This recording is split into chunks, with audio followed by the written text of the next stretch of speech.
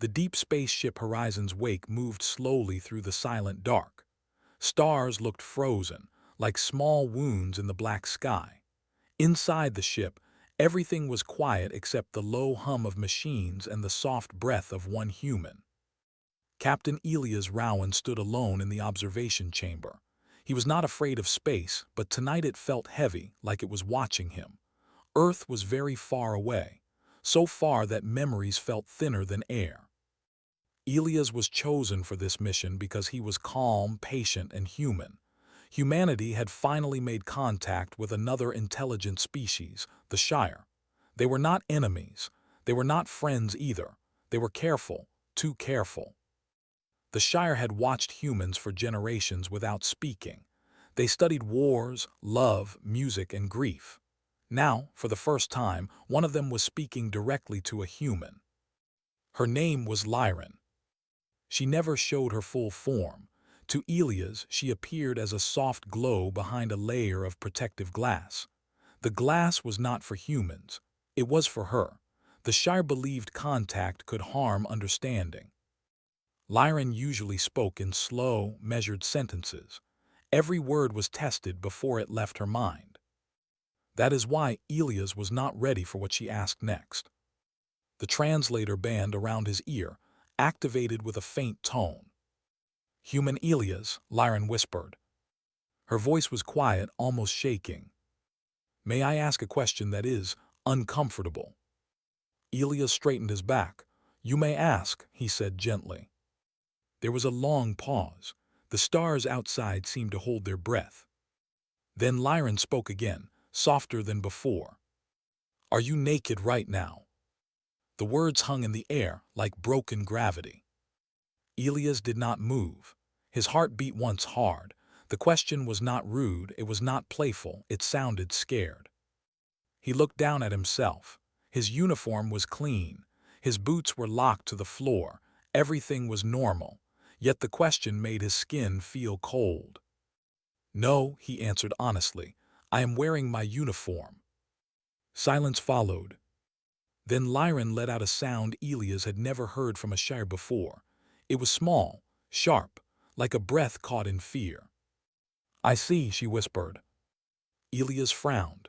"May I ask why you wanted to know?" The glow behind the glass dimmed slightly. When Lyran spoke again, her voice carried something heavy. "We have been studying your kind," she said. "We see patterns.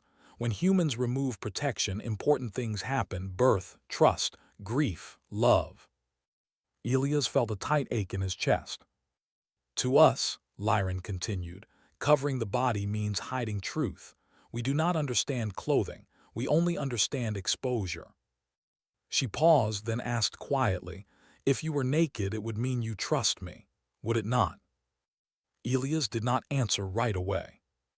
He thought of Earth, of soldiers removing armor to save a child, of parents holding newborns, of humans standing bare before loss, pain written openly on their faces. "You are not wrong," he said slowly, "but being human is more than skin." Lyran's light flickered, curious. "I wanted to know," she admitted, "if you were strong enough to be unprotected with me." Elias took a deep breath. The universe had not attacked him with weapons or fleets. It had asked him a question instead. And somehow, that question felt far more dangerous. Far away, unseen sensors detected movement at the edge of known space.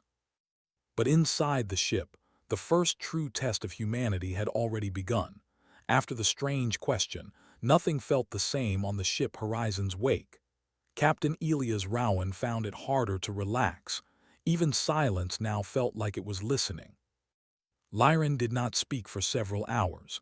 Her glow stayed faint behind the glass wall. The Shire called this state folding inward. It was how they processed fear. Elias respected the distance. Humans filled silence with noise.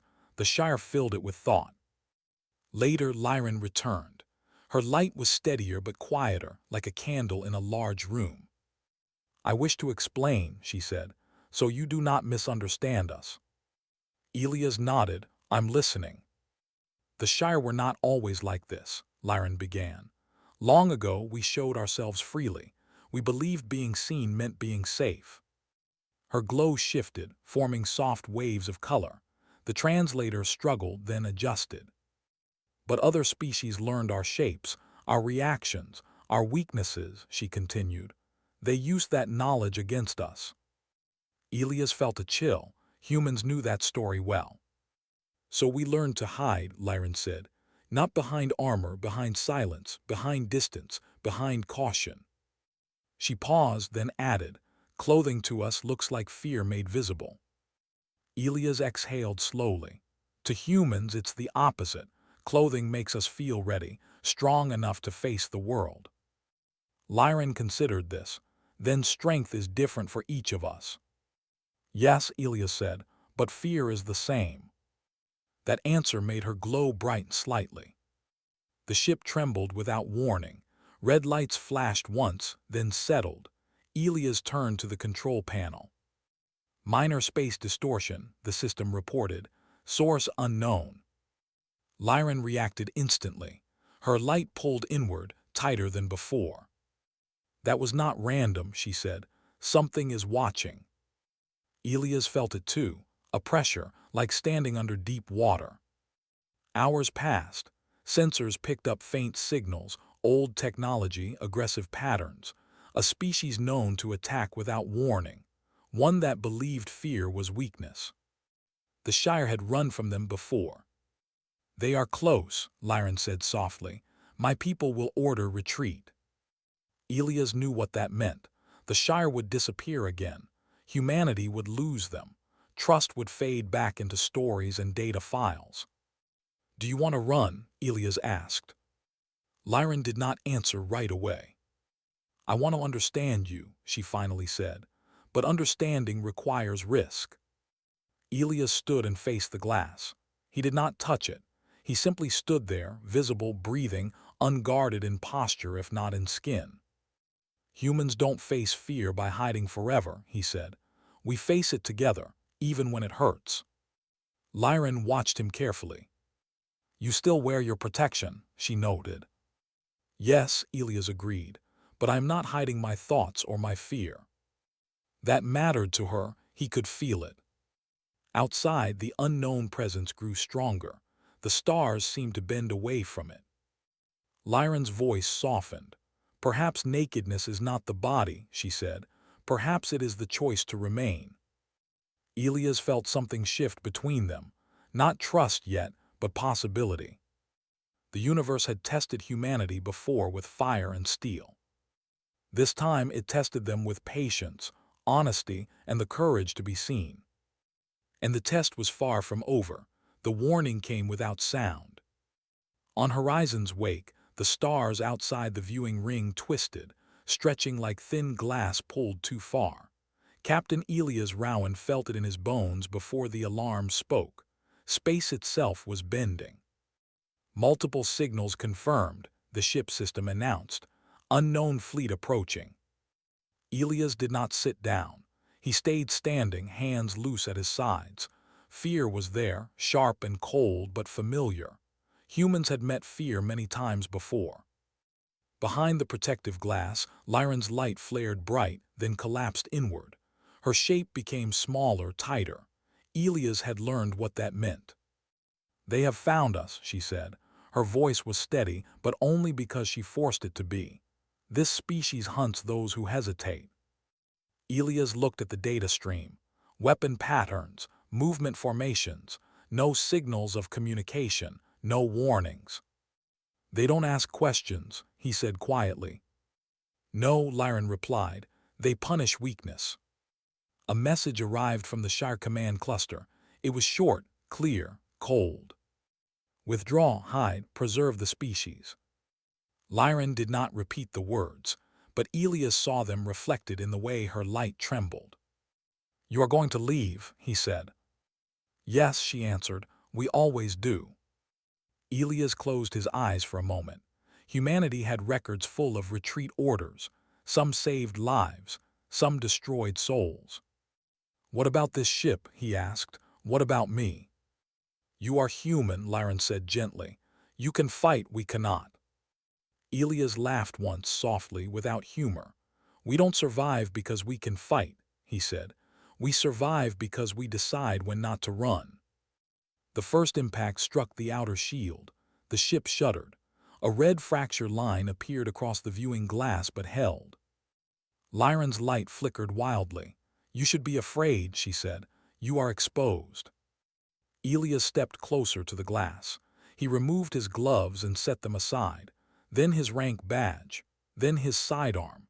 Each item floated gently away, caught by the ship's gravity field. "I am afraid," he said. "That's why I'm still here." Lyran watched, confused. "On Earth," Elias continued, "we learned something early. Fear does not disappear when you hide, it waits, it grows." Another impact. The lights dimmed. Somewhere deep in the ship, metal screamed. "Why do you stay?" Lyran asked. Elias met the place where her eyes would be. "Because leaving tells the universe who controls us." A breach alarm sounded. Not critical, not yet. Lyran's voice dropped to a whisper. "If we stay, we may die." "Yes," Elias said simply. "That's always been the price." The Shire command signal pulsed again, urgent now.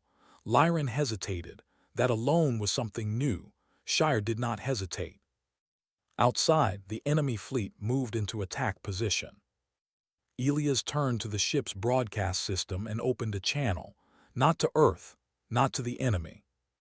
To Lyran's people. "This is Captain Elias Rowan of Earth," he said.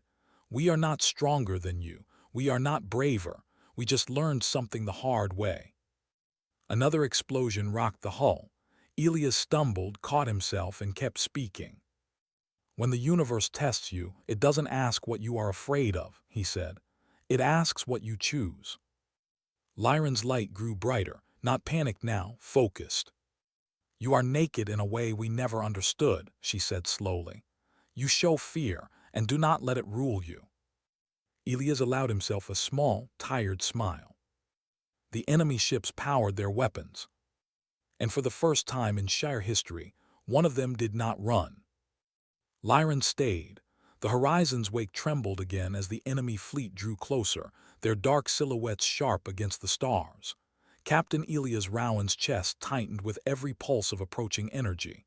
Yet he did not retreat. His bare hands hovered over the control panel, steady despite the warning alarms. He did not need armor or weapons, not yet. Humanity had a different kind of strength.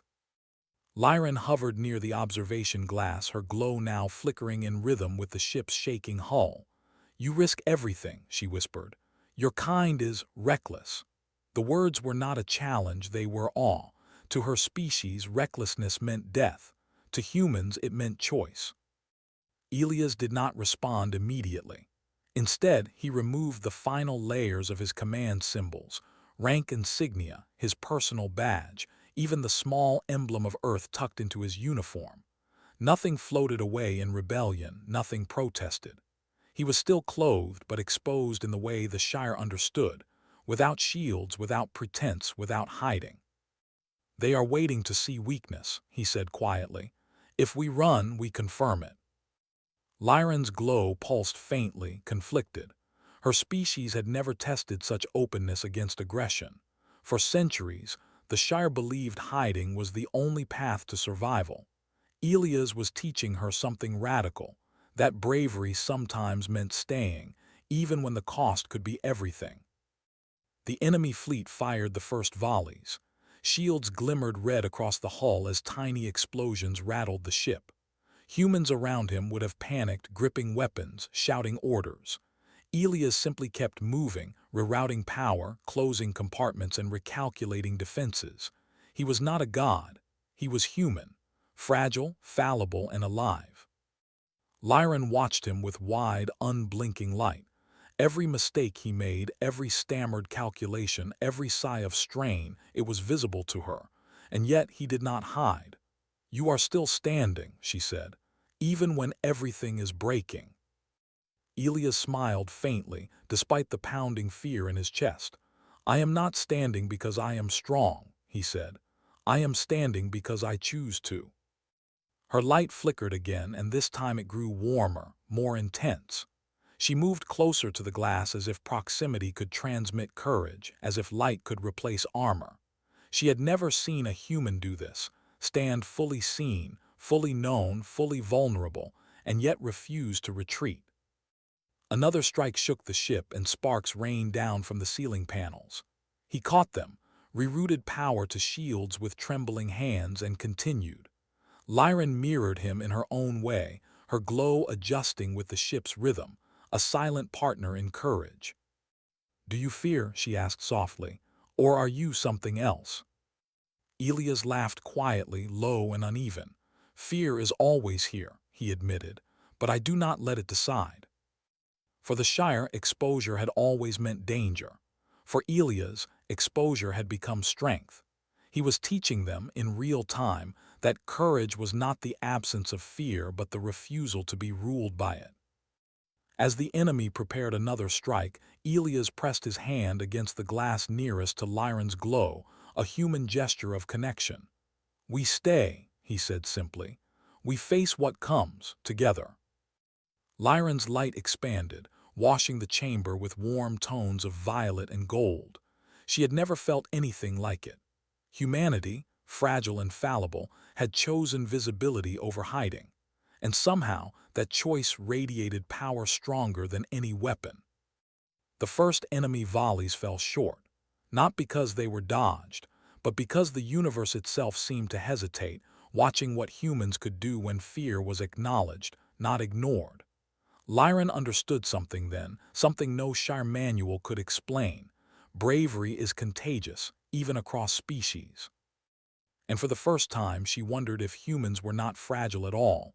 They were something else entirely, something unbreakable. The horizon's wake shook violently as the enemy fleet closed in, black shapes cutting across distant stars like knives.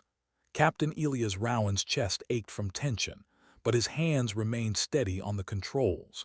Every nerve screamed at him to hide, to retreat, to survive. Every human instinct told him to flee. But Elias did something far stranger. He did nothing but stand his ground. Lyran hovered near the observation glass, her glow brighter now, a ripple of fear and fascination. "Why do you not flee?" she asked, her voice trembling not from weakness but from the shock of seeing something she had never witnessed. The Shire had always avoided danger. Humans did not. Humans challenged it. Elias did not answer immediately. He looked at the enemy fleet, calculating distances, velocities, and probabilities. He could have called for reinforcements, retreated, or activated every weapon system aboard the ship. But instead, he did something no human or Shire had done before. He exposed himself fully, not physically, but in trust and presence. He deactivated the last emergency barriers and lowered the shields protecting the Shire envoy section. Lyran's glow dimmed sharply. "No," she whispered. "They will destroy us. You cannot." "I can," Elias said quietly, but with certainty that vibrated through the room. "Because hiding never made anyone stronger."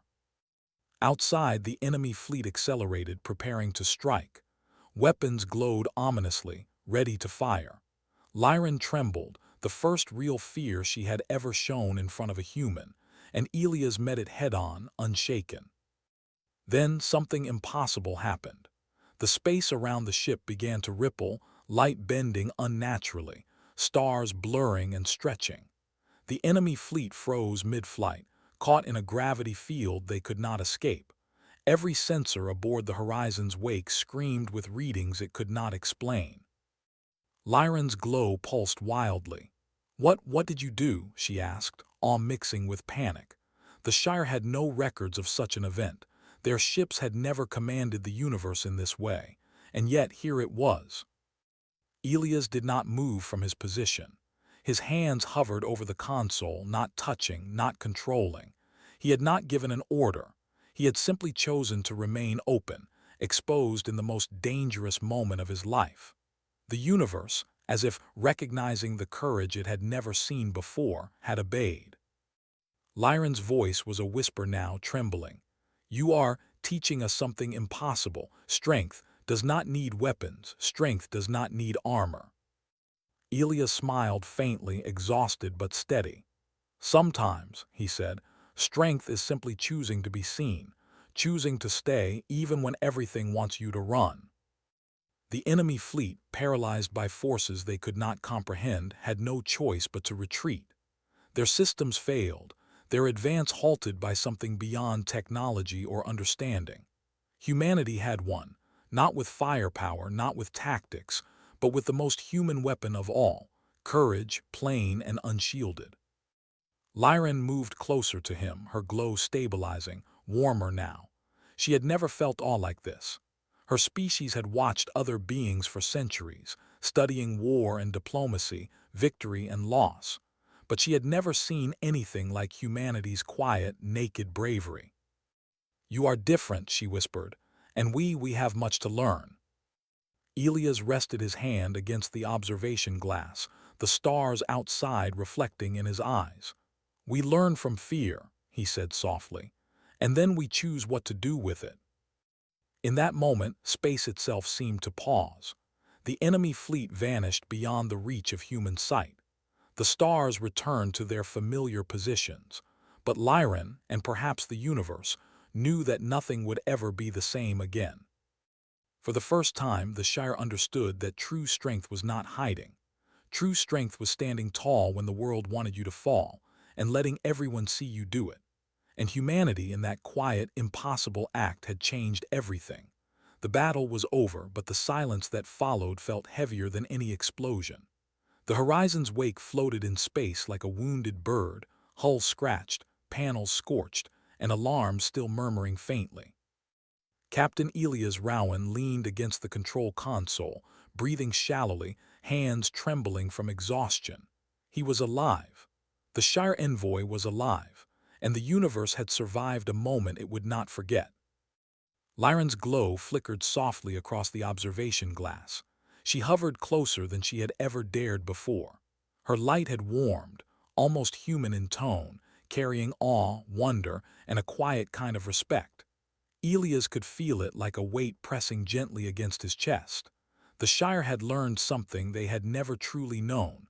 Vulnerability could be stronger than steel. "You changed something," she whispered. "Not just the fleet, not just space. You changed the way we think." Elias shook his head slightly, tired but resolute. "I didn't do anything magic," he said. "I just stayed. I let them see me. That's all humans really do. We stand. We don't always win, but we choose to be seen, and that changes the world more than any weapon." Lyran floated closer to the glass, hesitant but drawn. "When I asked if you were naked," she said softly, almost like confessing a fear, "I thought strength meant removing protection. I believed hiding yourself was safe." Elias smiled faintly, rubbing the back of his neck. "I know, that's what most of your people believe. But humans learn that true protection is not hiding. True protection is sharing what you are, what you fear, what you feel, even when it is dangerous, even when it hurts." Her light pulsed, steadying, almost like a heartbeat. She had never felt anything like this before. Her species measured everything in calculation, in probability, in safety. But Elias had shown her something no calculation could capture: choice. Humanity's choice to act when afraid, to stay open even in the face of annihilation. "You're kind," she murmured. "It is not as fragile as we thought." Elias looked out at the dark expanse of space. Stars shimmered in cold silence, indifferent to victory or defeat. Yet he felt warmth, not from triumph but from understanding.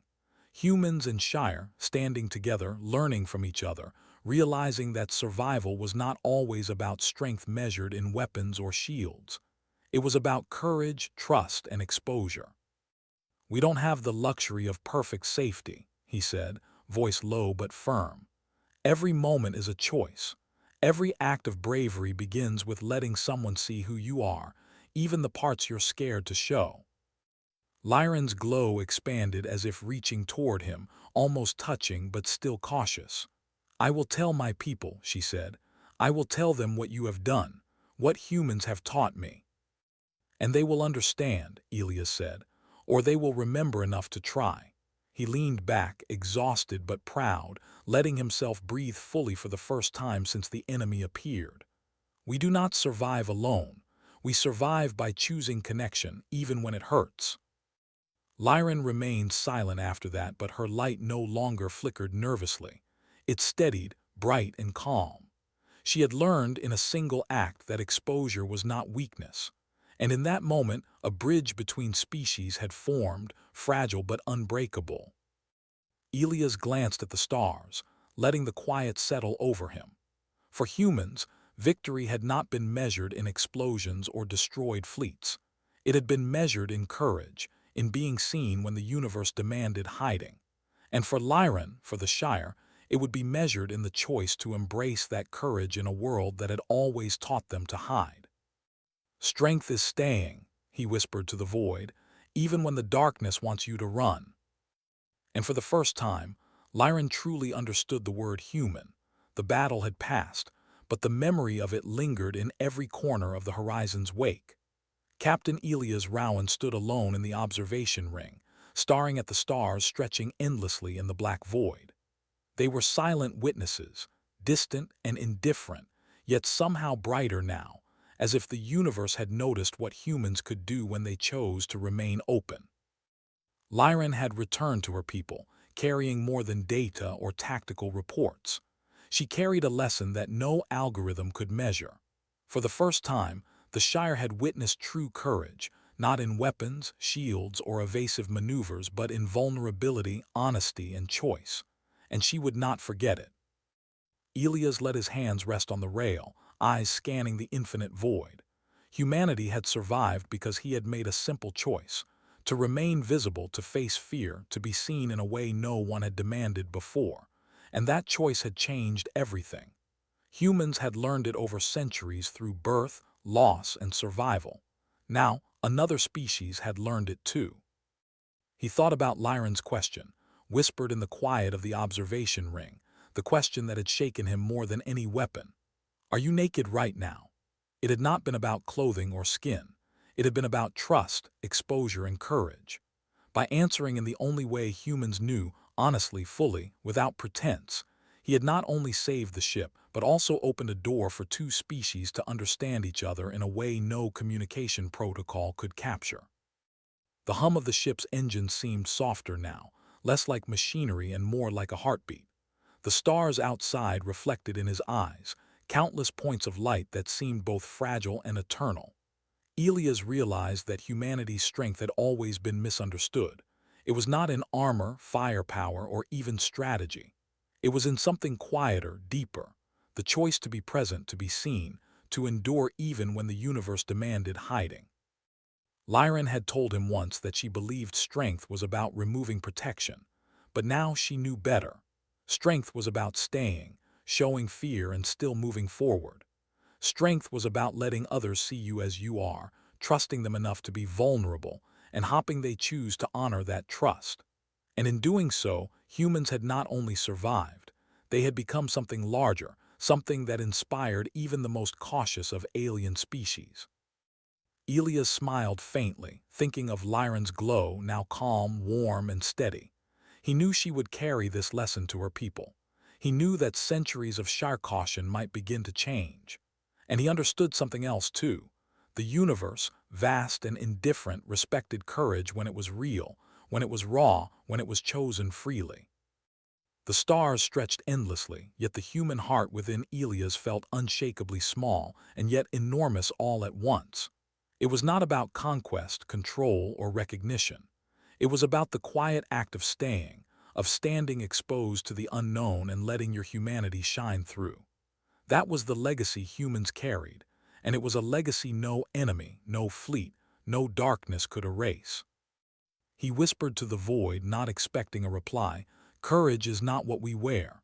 Courage is what we choose to show, and that choice outlasts everything." The horizon's wake drifted forward, stars reflecting on metal and glass, and for the first time in a long while, the universe felt a little smaller, a little warmer, because one species had dared to be seen. And somewhere, light years away, Lyran's people would remember the human who taught them that bravery was not hiding, but standing tall, even when everything tried to crush you. Humanity had survived. humanity had inspired, and the whisper that began it all soft, strange, almost incomprehensible, would echo across the stars forever. To be seen is to be strong.